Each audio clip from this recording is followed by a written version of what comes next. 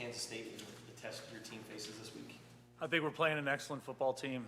They're really good in all three phases. They had a nice win on the road last weekend against Tulane. Good players, are extremely well coached. They play with real physicality. I got a lot of respect for these guys. Obviously, it's going to be a great game day atmosphere and kind of that venue, and so I think it's something that everyone's excited about, and we're also aware of the challenge ahead. Jenna and Michael. I hear you're pumping in the crowd noise during practice. How are you preparing? This is your first time playing in a Big 12 away game. Yeah, I think that's the only thing you can do. The good news is that this team and these players do have experience playing in some tough venues. Over the last few years, playing at Oregon or Washington or Utah. Those places are all places that are really, really rowdy. So I think you got to lean on some of that, and then try and be smart with what you do in terms of how you huddle, how you communicate, and also like pumping in that crowd noise, just giving them just kind of the experience of working through that in the practice environment, because it's going to be there on game day. Michael and Brian. When you watched the film, what did you observe regarding some of the offensive line breakdowns, and what has been some of the discussion about maybe the communication up there? I think there was some, like I mentioned the other night, there was some good stuff too done by that group, and we did have some new guys playing in there, right? Like Grayson had never played before, right? And he had to snap every ball, and that's a eye-opening experience, and so I give him a lot of credit. I thought he handled it really well. There was a couple simple mistakes there that we can clean up easily, which we've already gone to work on starting yesterday. And I think, hopefully as time goes, we'll get more and more healthy, and some of the people that are not available right now will come back to us and get in the mix. But, after watching the film, I think we were encouraged because there was some better stuff, that we were able to get done than we realized in game. Brian and David. With the shorter week, what do you have to cut out as far as preparation? And when it comes to guys that have been hurt, what's the cutoff time during the week where you're like, they're going to be available or not? I would say the injury thing, those are always decisions made by our medical staff, not by me. And so if they tell me so-and-so can go, then so-and-so can go. Coaches don't ever make those decisions. Those are all medical people, doctors and trainers. And then in terms of the practice environment, we kind of essentially lost Monday. But so this is a Tuesday practice, and so that's the only difference in terms of, so there's not a huge difference that way. I think just the biggest difference will be that we're going on the road and playing an excellent team, and we haven't done that yet this year. David and Jason. Brent, what's the latest on Jacory's status going into this weekend? It's where it was when I talked to you guys Saturday night. And in terms of, you've changed punters this past weekend as well. What went into giving Forbes more of an opportunity, and what did you see from him, and what did you got? Because he got a lot more work, obviously, than Salgado needed in the first week. Yeah, I think that's going to be something that's going to continue to play out over time as we watch it, and so I don't know that decision's been made yet. We're going to see how practice goes. Jason and Justin. Without throwing anyone under the bus or anything like that, but was Saturday a good indication of just kind of how undervalued Josh Baker might be? Just the way the offensive line ran things and his importance overall? Yeah, I don't think anyone on our football team undervalues Josh Baker. He's an excellent player and an excellent leader. He's a team captain. He's awesome. So no one around here undervalues him. We know exactly how special he is and how important he is to our football team. Justin and David in the back. Two-part question. Here we go. Sorry. 10-part question. Okay, number 5. Regarding Jacory, you said it was a concern about his eligibility. What is the concern? We're still trying to find out exactly what went on. So it was raised by our compliance, and we're working through it. And then second part, third down conversions, 0 for 10. Yep. What did you see in that department? How do you guys get better? Well, I think it's a couple things. I think it was, a couple missed throws, missed opportunities. That part of it was really, really frustrating. And, sometimes when you're in those situations, you kind of try and press, and we just got to relax and let the game come to us and execute the details of our assignment, and we'll have higher level execution. Damian and Michael. Brent, how are you addressing the issue of penalties? Well, it's just something we talk about. I think that, I spoke on Saturday night, a week ago, my concern was what I considered, the self-imposed, negatives, right? after the whistle nonsense that can really, really hurt you.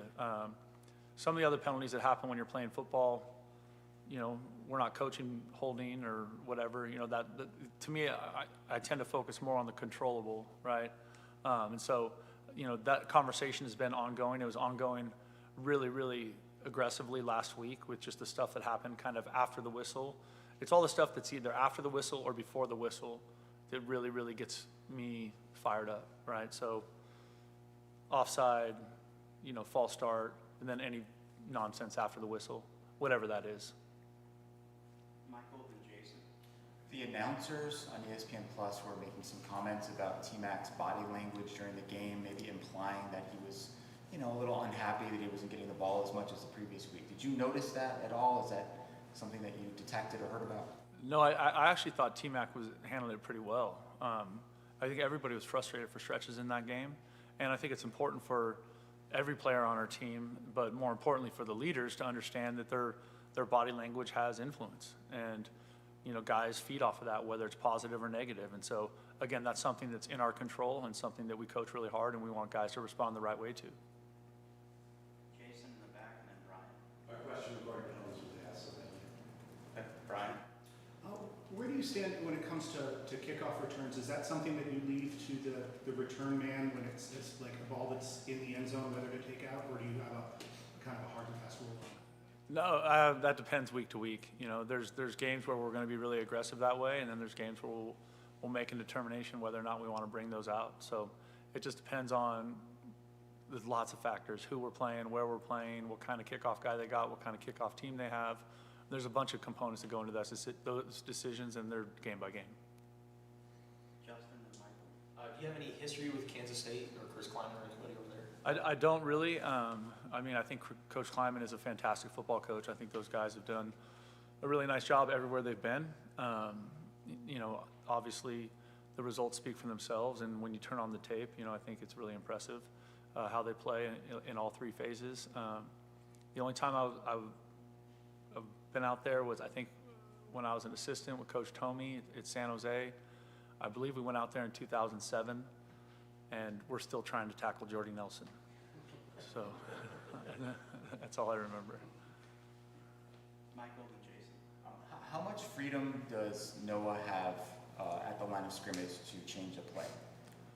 He has, sometimes there's stuff that we double call, but then also sometimes there's stuff that it would probably be, more protection, stuff like that.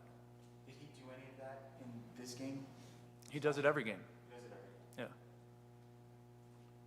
Jason and David. Different players, but in a way, does what you saw from Dampier in New Mexico prepare you for what you could see with Avery in terms of running and things like that? Yeah, I think the only, I think the difference is that I think Avery's more of a complete player. He's got real arm talent, and then he's faster. Like, he's ridiculously explosive. David, Brent, the exuberance you showed singing Bear Down with the team after the ball game, obviously a tough victory, maybe not the point spread victory that most people thought it would be, but what were you feeling in that moment that made you so exuberant about that win afterward? For me, I'm not going to let anything on the outside take away from the joy of winning. And those moments are special, and they need to be celebrated and enjoyed by everybody. We can fix the stuff we need to fix later, but in that moment with the team in the locker room, there's nothing like a locker room after a win. It's a really, really special place. And so we're going to enjoy the hell out of those when they happen. Any more questions for Coach? Justin, and then Jenna. Just looking at your players this week, how excited are they to have this challenge, facing a ranked team on the road? I think they're fired up. We just had a great practice, and I'm really excited about that.